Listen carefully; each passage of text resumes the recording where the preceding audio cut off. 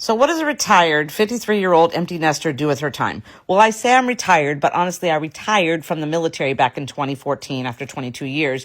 And then I worked corporate for another 6 years. And then my kids started having kids.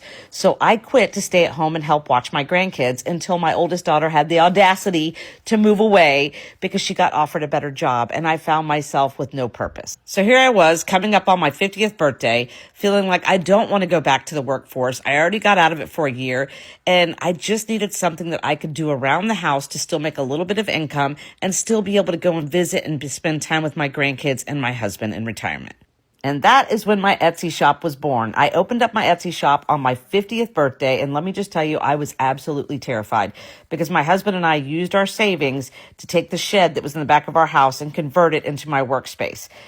Everything had to be bought, and I had to do so much research to figure out what I was doing, open up a business account, get all the supplies and everything needed for it, and I was absolutely terrified that I had just blown our savings. When I first started, I only had like 7 different t-shirt colors and about 14 designs, and all those designs were through my Cricut. If you've ever worked with a Cricut, that thing, oh my God, I almost threw it out the window like 50,000 times because it was so difficult for me to figure it out, but I am now a pro at it. But not only do I have vinyl designs, which are through Cricut, but I have upgraded and I also do screen print designs, which is what you're seeing right here.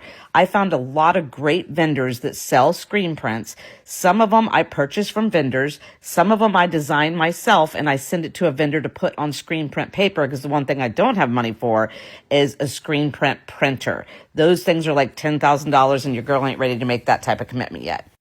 Now, even though I still do vinyl, which is what you see here, actually it's quite therapeutic. I love weeding vinyl. I know some people that have Etsy shops are like, oh my God, I hate it. So they just strictly do screen prints. But I actually enjoy vinyl and they've come a long way. It's no longer, it doesn't feel plastic anymore. The vinyl that I buy is so good that it feels like a screen print. I do have to pay a little bit more for this vinyl, but it is so worth it. I feel like I have grown and come such a long way since I opened 3 years ago. Because when I first started, I only had like 14 different designs and 7 different shirt colors.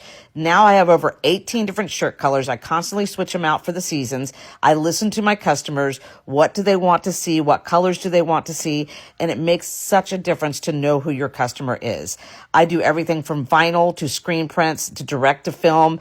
I have flat lay rhinestones that I get from some vendors if you want a little bling. I also do Chanel patches. So I just continue to expand and grow according to what my customers want and need. And I do all of it in-house. I know some people that have Etsy shops, they basically just put a design up there, but it's a third party like Shopify that actually makes and ships out the shirts. I could not imagine doing that.